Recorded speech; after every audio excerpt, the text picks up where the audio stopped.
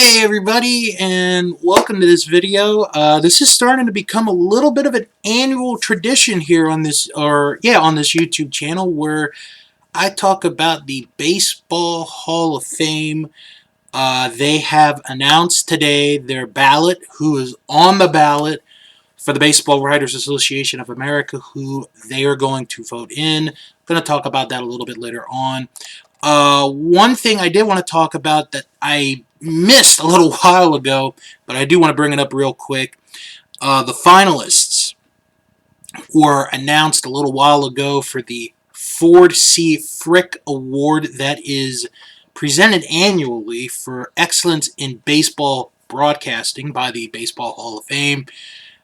This year, 8 finalists is a pretty good group. I just want to go through them real quick. Buddy Blattner, Joe Buck, Dave Campbell, Dizzy Dean, Don Drysdale, Ernesto Jarez. If I pronounced that name wrong, I do apologize.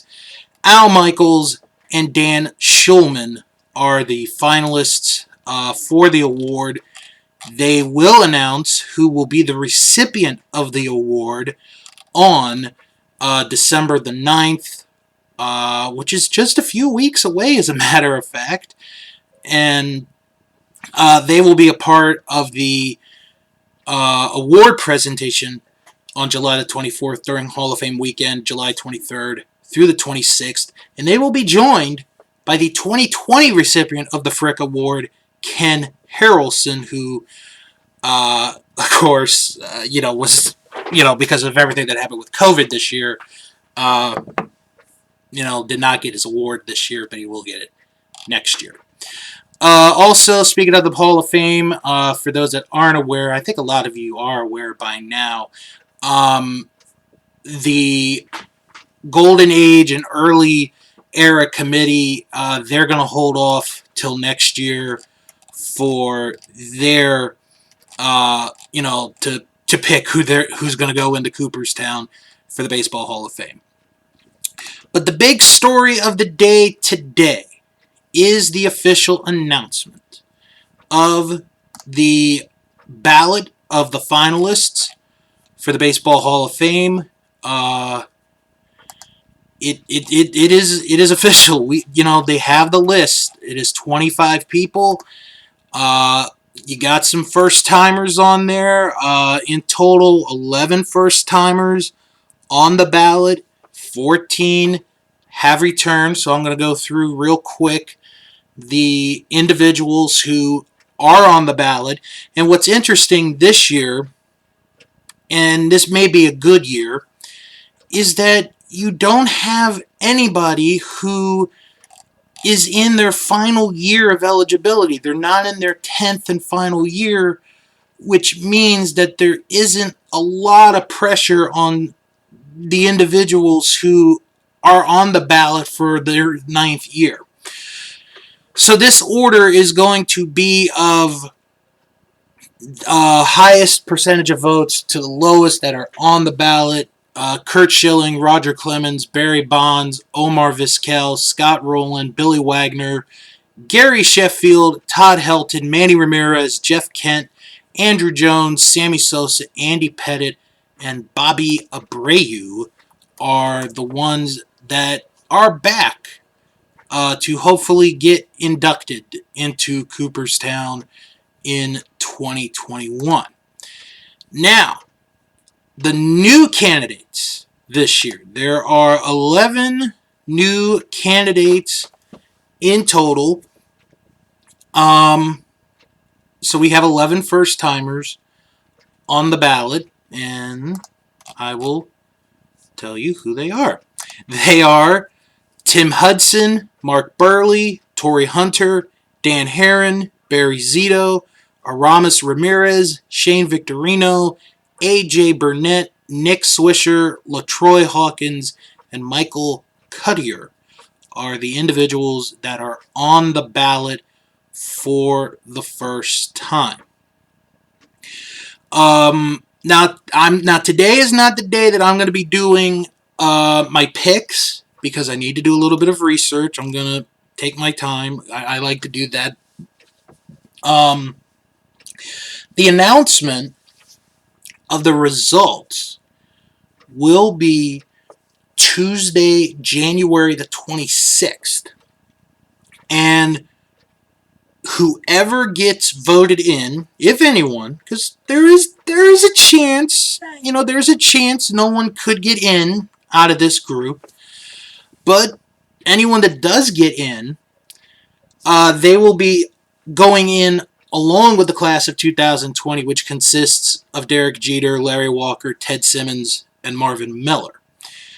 And right off the bat, I'm looking at last year's ballot results and who's coming in for 2022.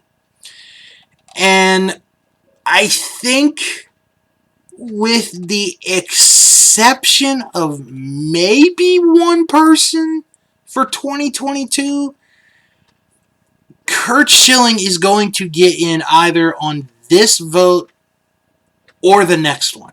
He absolutely is. He was at 70%. He needs 75%.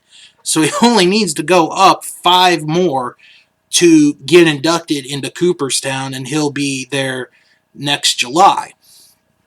Obviously, Clemens and Bonds, it's going to be interesting to see how they turn out in the voting, if they go up, if they go down. Clemens is at 61%. Bonds is at 60.7%. And then the other individual who is on his 9th year of eligibility is Sammy Sosa. He's at 13.9. We'll call it roughly 14% on this.